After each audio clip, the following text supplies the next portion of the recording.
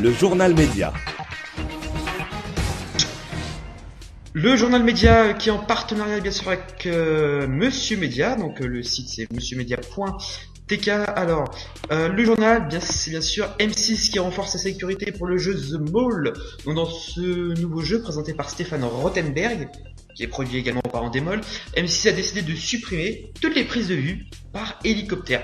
Pourquoi ils ont décidé de faire ça? Tout simplement par rapport à l'affaire Dropped, où il y avait 2 hélicoptères qui devaient faire des prises de vue pour réaliser l'émission, qui sont rentrés en collision en Argentine.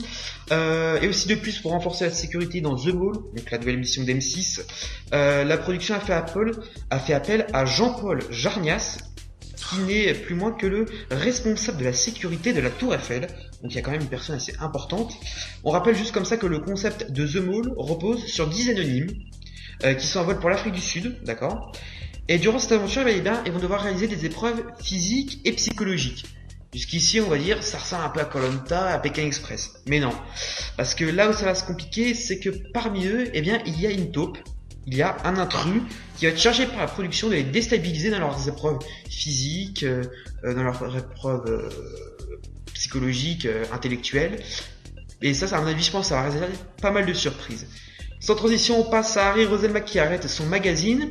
Depuis 2009, Harry Roselmack présentait un magazine d'investigation, Harry Roselmack en immersion. C'était sur TF1.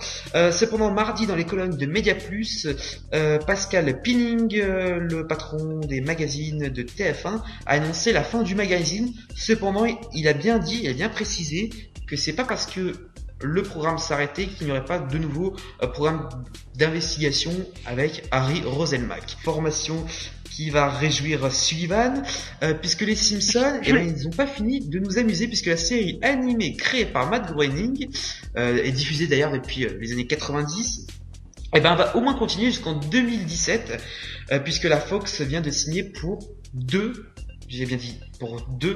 saisons, pour 2 nouvelles saisons. Donc il y aura une 27e saison, une 28e saison, et on aura les Simpsons jusqu'en 2017. Alors Capucine, justement, on avait parlé hier. Alors est-ce que tu peux nous faire justement la voix de Homer Simpson qui fait « Oh, pinaise !» Pinaise. Ah, j'adore franchement, je voulais la dire, mais bon, tu l'as dit, donc tant pis. Bah oui, ça m'énerve. Les chroniqueurs de l'Instant Média volent mes fiches. La semaine dernière c'était Imen, oui. Et là attends, c'est un truc de dingue. Bah d'ailleurs, une c'était juste information pour cette news, ça, parce que l'autre que tu vas dire, je peux faire et là je peux dire 10 full sauve-nous, quoi. Oui, dis full sauve-nous s'il te plaît.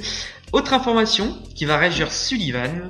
Le chanteur M. Pokora était dernièrement l'invité de l'excellentissime, que dis-je, du meilleur d'entre nous, c'est l'animateur Koé.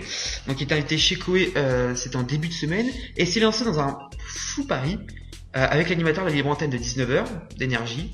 Matt Pokora va présenter pendant la semaine prochaine, de 9h à midi, une émission sur énergie. Donc M. Pokora réalisera bien sûr ce défi à partir de la semaine prochaine, où il endossera le rôle d'animateur radio derrière le micro et pourra programmer les hits de la journée, mais bien sûr, bref, il présentera l'émission la semaine prochaine, 9h midi, M. Pokora. Puisqu'il fait le malin, on passe sans plus attendre justement au mercato radio. Allez, bisous.